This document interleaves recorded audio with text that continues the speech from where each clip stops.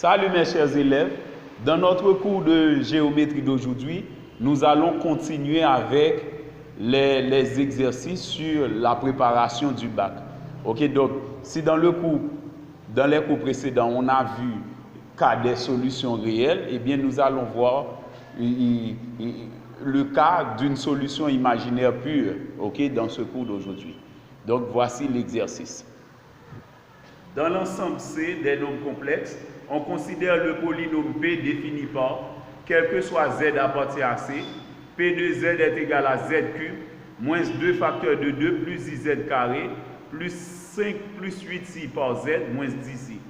On désigne par E l'équation P de Z égale à 0, sachant que E admet une racine particulière, U égale à lambda I, où lambda est un réel. Calculez cette racine. Petit a, résoudre dans C l'équation P de Z égale à 0. On notera V et W les solutions de E. Ok, donc V et W les solutions de E distinctes de U. Ok, donc les deux autres racines qu'on va avoir, autres que U qui était lambda I, eh bien, on doit prendre ces deux autres solutions de telle sorte que V soit le nombre complexe avec la partie imaginaire pure strictement négative. Maintenant, petit b, dans le plan complexe, on considère les points A, B et C d'affixes respectives U, V et W. Déterminer les réels bêta et lambda pour que le point A soit le barycentre des points O, B et C affectés des coefficients respectifs 1, bêta et lambda. Le point O désigne l'origine du repère.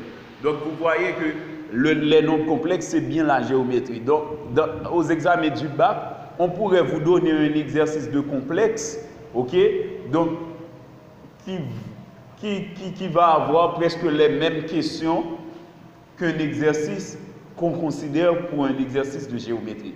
Donc les nombres complexes font partie de la géométrie, comme la trigonométrie et d'autres branches. Donc ici en philo, donc il y a l'analyse. Ok, c'est l'étude des fonctions et les suites numériques. Il y a également la géométrie, c'est l'étude de l'espace vectoriel, simple ou euclidien, et ensuite l'étude de l'espace affine, simple ou euclidien. Ok, donc c'est ce qui donne la géométrie et ensuite les nombres complexes. Ok, dans le programme national. Ok, maintenant voici la résolution. Donc juste avant même de résoudre cet exercice, je réclame vos attentions. Si vous n'êtes pas encore abonné à mon channel YouTube, je vous prie de bien vouloir le faire. C'est Jimmy Deveil, votre enseignant de mathématiques, compétent et expérimenté. Ok, donc pour commencer, nous dressons les données P de Z, c'était Z cube, moins 2 facteur de 2 plus I par Z carré, plus 5 plus 8I par Z moins 10I. Ok, ça c'est P de Z. Maintenant, on appelle E l'équation P de Z égale à 0. Mais on suppose que E admet une racine particulière que l'on nomme lambda I. Eh bien, on nous demande de calculer cette racine particulière. Eh bien, pour calculer cette racine, dans P de Z égale à 0, nous posons Z égale à lambda I où lambda est un réel. Et bien maintenant, nous remplaçons Z égale à lambda I. Nous remplaçons Z par sa valeur dans P de Z. Puisque P de Z donne 0 pour E, et bien la solution U égale à lambda I dans E va être lambda I au cube, moins 2 par 2 plus I par lambda I au carré, plus 5 plus 8i par lambda I, moins 10i égale à 0. Je reprends. Lambda I au cube, moins 2 facteur de 2 plus I par lambda I au carré, plus 5 plus 8i par lambda I, moins 10i égale à 0. Maintenant, nous élevons lambda I au cube, ça donne lambda cube par I cube. Maintenant, nous faisons entrer le nombre moins 2 à l'intérieur des parenthèses. Moins 2 par 2, ça donne moins 4. Moins 2 par I, ça donne moins 2i. C'est moins 4 moins 2i par lambda I au carré. Lambda I au carré, ça donne lambda carré par I carré. Plus 5 plus 8i par lambda I. 5 par lambda I, ça donne 5 lambda I. 8 I par lambda I, ça donne 8 lambda I carré. Moins 10 I égale à 0. Donc, I cube, c'est I carré par I. C'est l'équivalent de I cube. I cube, c'est I carré par I. Mais maintenant, puisque I carré donne moins 1, I carré par I, c'est moins I. Moins I va être multiplié par lambda cube, ça donne moins lambda cube par I. Maintenant, moins 4 moins 2I par lambda carré I carré pour lambda I au carré. Ça donne lambda carré I carré. Eh bien, lambda carré I carré n'est autre que moins lambda carré. Puisque I carré donne moins 1, ça donne moins lambda carré. Plus 5 lambda I. 8 lambda I carré donne moins 1, ça donne moins 8 lambda. Moins 10I égale à 0. Nous réduisons à nouveau. Moins lambda cube par I. Maintenant, on fait moins 4 par moins lambda carré, ça donne 4 lambda carré. Moins 2I par moins lambda carré, ça donne 2I lambda carré. Plus 5 lambda I, moins 8 lambda, moins 10I égale à 0. Ok? Maintenant, nous réduisons à nouveau. Ce que nous faisons à présent, nous regroupons les termes sans I, c'est-à-dire les termes réels. C'est 4 lambda carré, moins 8 lambda. Ok? Qui sont les termes réels. Maintenant, les termes imaginaires purs, ce sont les termes avec I. Nous mettons plus I en évidence et nous mettons moins lambda cube, plus 2 lambda carré, plus 5 lambda, moins 10. Ok? On met plus I en facteur. Donc, vous voyez, on a un nombre complexe qui s'annule. Et bien, si le nombre complexe s'annule, cela veut dire que sa partie réelle donne 0, sa partie imaginaire pure donne 0, nécessairement. On doit avoir nécessairement ce système. Ok, donc c'est en même temps qu'on doit avoir ça. Égal 0, égal 0. Partie réelle égale à 0, partie imaginaire pure égale à 0. Mais on va on va commencer par la partie la plus simple. Donc, la règle, c'est résoudre les deux équations et trouver la solution simultanée. C'est la solution simultanée qu'on doit chercher, c'est-à-dire l'intersection entre les deux solutions.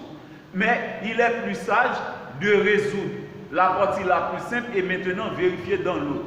La valeur qui vérifie l'autre, c'est sûr que cette valeur va être dans l'intersection. Et bien c'est pourquoi nous commençons par travailler dans 1. C'est 4 lambda carré moins 8 lambda égale à 0. Nous mettons 4 lambda en facteur. 4 lambda carré sur 4 lambda, ça donne lambda. Moins 8 lambda sur 4 lambda, ça donne moins 2. Et bien on a 4 lambda, facteur de lambda moins 2 égale à 0. Nous annulons chaque facteur séparément. 4 lambda égale à 0 ou lambda moins 2 égale à 0. 4 lambda égale à 0 n'est autre que lambda égale à 0. Donc on va avoir ici lambda égale à 0 sur 4 qui donne 0. Donc si 4 par quelque chose, 4 multiplié par quelque chose donne 0, donc c'est sûr que cette chose est 0. C'est pourquoi lambda donne 0. Mais ici, lambda moins 2 donne 0, c'est sûr qu'on va avoir lambda égale à 2 en transposant. Eh bien, on a deux valeurs possibles. Eh bien, c'est la deuxième équation qui va nous dicter quelle solution qu'on doit prendre pour lambda. Ok? Maintenant, nous prenons lambda égale à 0, vérifions dans 2. Pour lambda égale à 0, on va avoir moins 0 au cube, plus 2 fois, donc dans 2, nous remplaçons toutes les valeurs de lambda, toutes les variables. Ok, nous remplaçons lambda dans chaque terme par 0. Ok? Eh bien, je remplace lambda par 0, ça donne moins 0 au cube, plus 2 fois 0 au carré, plus 5 par 0, moins 10 égale 0. Donc, ça donne moins 10 égale à 0. C'est faux. Ok? On ne peut pas avoir moins 10 égale à 0. Ok? En remplaçant lambda par 0. Donc, lambda est sûrement différent de 0. Mais, nous allons voir si effectivement, cette valeur, c'est 2. Nous vérifions avec 2. Eh bien, nous remplaçons tous les termes ayant lambda. Ok? Donc, nous remplaçons lambda dans chaque terme. Ok? Par 2 à présent. Tout à l'heure, c'était par 0, mais à présent, c'est par 2. On a moins lambda au cube qui donne moins 2 au cube, plus 2 lambda carré, 2 par 2 au carré, plus 5 lambda, 5 par 2, moins 10 égale 0. 2 au cube donne 8, on a moins 8. 2 au carré, 4, 4 fois 2, 8. Ok? 5 par 2, 10, moins 10. On a moins 8 plus 8 qui donne 0. 10 moins 10 qui donne 0. Donc, on a 0 ici, 0 ici. 0 plus 0, 0. Donc, on a 0 égale à 0. C'est vrai, on peut avoir lambda égale à 2. Eh bien, puisque la solution particulière était donnée par hypothèse U égale à lambda, eh bien, nous disons que, puisque lambda donne 2, eh bien, la solution particulière recherchée, c'est U égale à 2i. Donc, U égale à 2i est la racine particulière recherchée. Maintenant, pour continuer avec le cours, on nous demande de résoudre dans C l'équation P2Z égale à 0, l'équation U. Mais dans cette partie, on prendra soin de noter V et W, les deux autres racines autres que U, avec im de V inférieur à 0. Eh bien, nous commençons avec la résolution. P2Z, c'était Z cube, moins 2 facteur de 2, plus I par Z carré, plus 5 plus 8i par Z, moins 10i égale à 0. Ça, c'est P2Z. Maintenant, pour factoriser P2Z, c'est-à-dire pour rendre plus simple l'écriture, nous mettons Z moins U, facteur de AZ carré plus BZ plus C. U est égal à 2i. Eh bien, nous avons P2Z égale à Z moins 2i, facteur de AZ carré plus BZ plus C. Ok, donc ça c'est Z moins 2i, facteur de AZ carré plus BZ plus C. Ok, donc ça c'est la valeur de i. Ok, donc on devrait avoir la factorisation de P2Z ainsi pour pouvoir résoudre plus simplement l'équation. Parce qu'à l'école classique, on n'utilise pas une méthode qui généralise, ok, l'équation du troisième degré. Donc parfois, c'est à l'aide d'une information qui nous permet de trouver une solution particulière et maintenant on factorise pour donner la solution de façon générale. Eh bien, dans les nombres complexes, lorsque ça admet une racine réelle, on factorise ou encore une solution imaginaire pure. Donc on a déjà une solution pour l'équation. Eh bien, nous factorisons, puisque l'équation s'annule pour P2Z égale à 0, s'annule. Ok, P2Z s'annule pour U égale à 2i. Eh bien, P2Z est divisible par Z moins U. Ok, eh bien, puisque U donne 2i, eh bien, je mets P2Z égale à Z moins 2i, facteur de AZ carré plus BZ plus C. Où A, B et C sont des réels à déterminer. Maintenant, pour ce faire, on pourrait utiliser la division euclidienne ou on pourrait chasser les parenthèses, regrouper les termes, ok, Z cube, les termes Z cube, les termes Z carré, les termes Z et les termes constants, et ensuite comparer ça avec P2Z initialement, par analogie, ainsi on pourrait trouver les valeurs possibles de A, B et C. Mais nous utilisons ordinairement une méthode et une stratégie beaucoup plus simple et beaucoup plus rapide. C'est le tableau. Ok? Le tableau, puisque Z et P2Z égale à 0 s'annule pour 2i, eh bien nous mettons 2i ici. Ok? 2i et on achète cette partie. Maintenant, au-dessus, nous mettons les coefficients de Z, ok? Suivant la puissance décroissante de Z. Ok, donc le coefficient de Z cube c'est 1. Le coefficient de Z carré c'est moins 2 facteur de 2 plus i qui donne moins 4 moins 2i. Le coefficient de Z c'est 5 plus 8i. Le coefficient constant c'est moins 10i. Ok, donc vous voyez, nous mettons tous ces coefficients là. Ok, dans la première ligne du tableau. Maintenant, dans la deuxième ligne, on met 2i. C'est la solution particulière.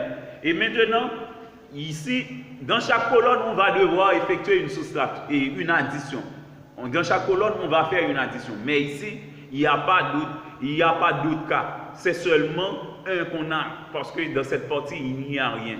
Eh bien, on met 1 à nouveau. 1, c'est 1. Maintenant, à chaque chose qu'on trouve dans la dernière ligne de chaque colonne, on multiplie ça par 2i. 1 par 2i donne 2i, et on met 2i ici. Maintenant, nous faisons la somme. Moins 4 moins 2i plus 2i, ça donne moins 4. Parce que moins 2i plus 2i donne 0, donc il nous reste moins 4.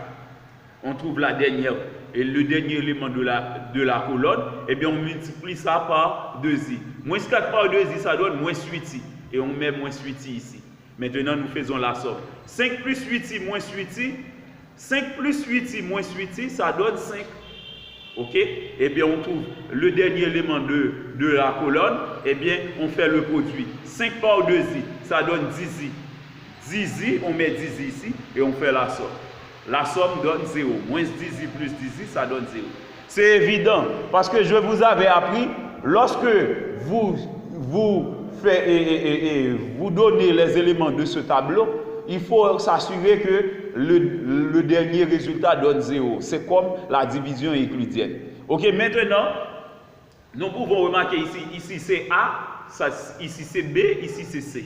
Eh bien, A donne 1, B donne moins 4, C donne 5. Eh bien, c'est pourquoi on pourrait dire que P2Z donne Z moins 2I, facteur de 1Z carré, moins 4Z plus 5. Ok? Ça, c'est P2Z. Eh bien, pour résoudre l'équation P2Z égale à 0, il est beaucoup plus facile à présent de le faire. Ok? Pour résoudre l'équation P2Z égale à 0, c'est beaucoup plus facile à présent parce qu'on a l'expression factorisée. Voici l'expression factorisée, c'est Z moins 2I, facteur de Z carré moins 4Z plus 5 égale à 0. Nous annulons chaque facteur séparément. Z moins 2I égale à 0 ou Z carré moins 4Z plus 5 égale à 0. Dans cette partie, on a Z égale à 2i. Ok? Donc c'était déjà la solution connue, c'était la valeur de U. U égale à 2i. Mais dans cette partie, on a une équation du second degré à coefficient réel. C'est beaucoup plus simple. Puisque B est pair, nous calculons delta prime égale à B prime carré moins AC. Ok? Où B prime représente la moitié de B qui vaut moins 2. Delta prime donne moins 2 au carré moins A qui donne moins 1 par C qui donne 5. On a delta prime égale à moins 2 au carré moins 5. 4 moins 5 qui donne moins 1. Puisque delta prime donne moins 1, donc delta prime c'est I carré. Donc, delta prime donne I carré. Ok? Donc, normalement, puisqu'on résout ça dans C, c'est dans C qu'on résout l'équation. Sinon, ce serait impossible. Puisque c'est dans C, on transforme moins 1 en I carré.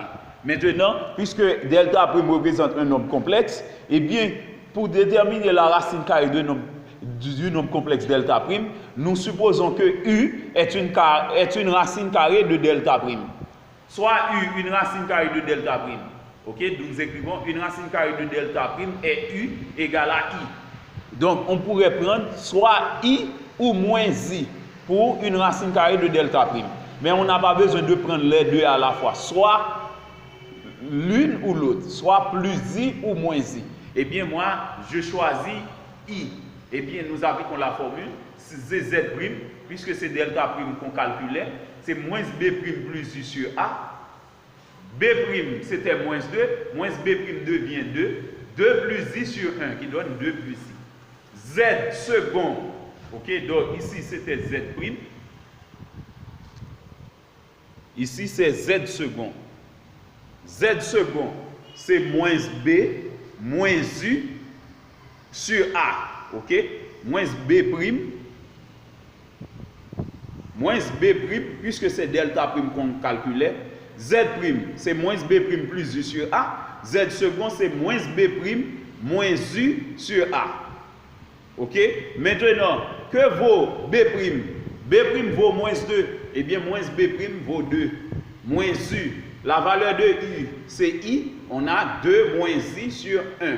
Puisque la valeur de A était 1. Ok? Initialement. Eh bien, on a Z second égale à 2 moins I. Ok? C'est moins B', moins U sur A. Ok, maintenant, suivant la façon dont on a conseillé de choisir les nombres complexes V et W, donc on devrait doter V et W les deux autres racines, c'est-à-dire Z' et Z second. Eh bien, on doit noter V et W les deux autres racines de telle sorte que I de V soit strictement négatif. Eh bien, parmi ces deux racines-là, c'est 2 moins I qui a la partie imaginaire pure strictement négative. Et bien c'est pourquoi nous appelons V égale à 2 moins I et W 2 plus I. Mais puisqu'on a demandé de résoudre, Lorsqu'on demande de résoudre, il faut terminer avec l'ensemble des solutions. Eh bien, nous écrivons l'ensemble des solutions, c'est 2i. D'autre part, 2 plus i, 2 moins i. Donc, on écrit ça brièvement, c'est 2i, 2 plus ou moins i. C'est-à-dire 2 plus i, 2 ou 2 moins i. OK, 2i, 2 plus ou moins i. OK, qui est l'ensemble des solutions. Donc, c'était tout pour la partie A. OK, après avoir déterminé la solution particulière. Maintenant, pour la dernière partie, qui est la partie B, on donne Z2A égale à U égale à 2I. OK, donc, c'est-à-dire, dans le texte, on a informé que A avait pour affixe U, B d'affixe V, C d'affixe W. C'est pourquoi Z2A donne U, qui est 2I, Z2B donne V, qui est 2 moins I, Z2C donne W, qui est 2 plus I.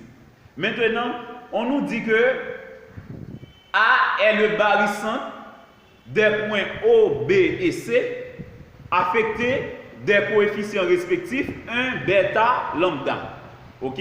Eh bien, nous pouvons écrire ainsi A égale à barycentre du système de points pondérés O1, B bêta, C lambda. OK? Donc, suivant la fonction vectorielle de Leibniz, eh bien, on pourrait écrire cette relation, c'est AO, 1AO, plus BAB, non, plus bêta AB, plus lambda AC égale à vecteur nul. 1AO plus bêta AB plus lambda AC égale à vecteur nul. OK? 1AO.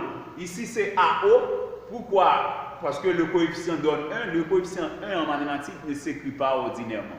Maintenant, puisqu'on écrit ça de façon vectorielle directement, on ne considère pas l'affixe du vecteur, mais on considère directement le vecteur. Eh bien, de ce fait, on doit avoir les coordonnées du point A, OK? Les coordonnées du point B, les coordonnées du point C, OK? Eh bien, nous écrivons, suivant l'affixe du point A, 2i, eh bien, la partie réelle de 2i, c'est 0, sa partie imaginaire plus, c'est 2. Donc, le point A a pour coordonnées 0, 2.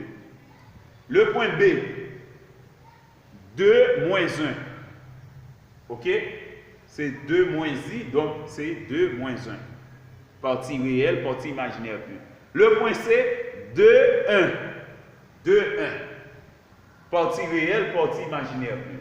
Et bien maintenant, nous appliquons la propriété, puisqu'on est dans le plan complexe, et bien on va avoir 2 dimensions. C'est beaucoup plus rapide et plus simple. En dimension 2, nous écrivons AO, c'est x2O moins x2A, y2O moins y2A, plus bêta AB, c'est bêta par x2B moins x2A, y2B moins y2A, plus lambda par x2C moins x2A, y2C moins y2A, égale à vecteur nul. C'est dans le plan complexe, et bien le vecteur nul, c'est bien le couple 0, 0.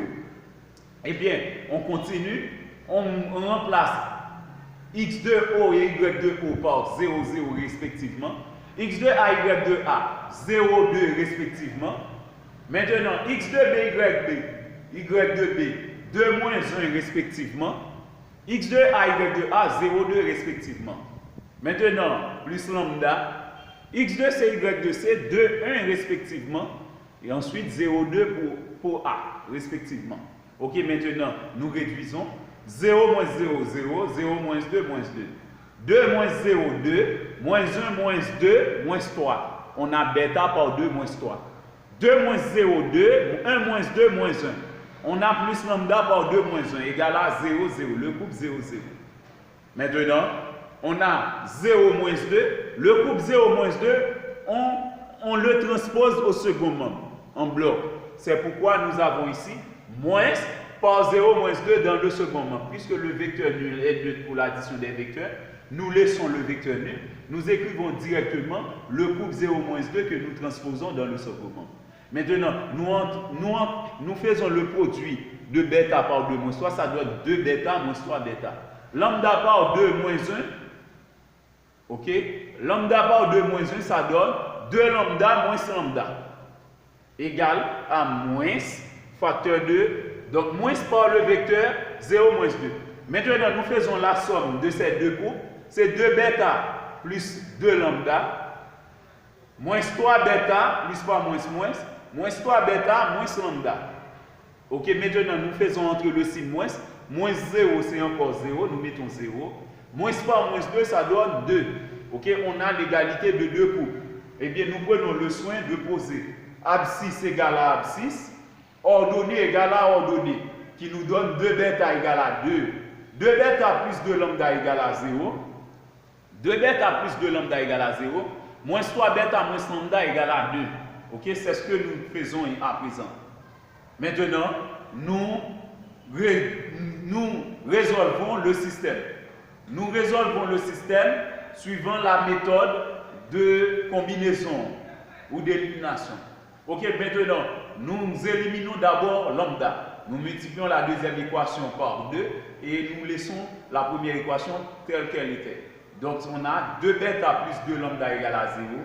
Moins 6 bêta moins 2 lambda égale à 4 en multipliant la deuxième équation par 2. On fait la somme. 2 bêta moins 6 lambda, ça 2 bêta moins 6 bêta, ça donne moins 4 bêta. Maintenant, 2 lambda moins 2 lambda, ça donne 0. 0 plus 4 donne 4. On a moins 4 bêta égale à 4. On tire bêta. Bêta donne 4 sur moins 4 qui donne moins 1. Maintenant, on connaît bêta. On pourrait porter bêta dans l'une des équations pour trouver lambda, mais nous éliminons bêta à nouveau. Donc, si bêta n'était pas correct, ok, pour qu'on puisse trouver une valeur correcte pour lambda, ok, pour que l'erreur ne soit pas persistée, eh bien, nous multiplions par 3 par, et la première équation par 3, et la deuxième par 2. Ok, ça donne 6 bêta plus 6 lambda égale à 0 pour la première équation. Pour la deuxième équation, ça donne moins 6 bêta moins 2 lambda égale à 4. On fait la somme. 6 bêta moins 6 bêta, ça donne 0. 6 lambda moins 2 lambda, ça donne 4 lambda. 0 plus 4 égale à 4. On a 4 lambda égale à 4. On tire lambda. Lambda égale à 4 quarts. Donc, lambda est égal à 1. Ok? Donc, ce sont ces deux valeurs-là qu'on nous avait demandé de trouver. C'était les valeurs de bêta et de lambda. Ok? Donc, on devrait, dès cette partie-là, encadrer la valeur de bêta. Parce que c'était l'objectif. L'objectif, c'était de trouver les valeurs possibles de bêta et de lambda. Ok, donc, c'était tout pour aujourd'hui. Si vous avez des questions, ok, donc des suggestions, des supports de matériel ou financiers, je les attends tous. Ok, pour que je puisse effectuer un travail beaucoup plus agréable. Merci et à la prochaine.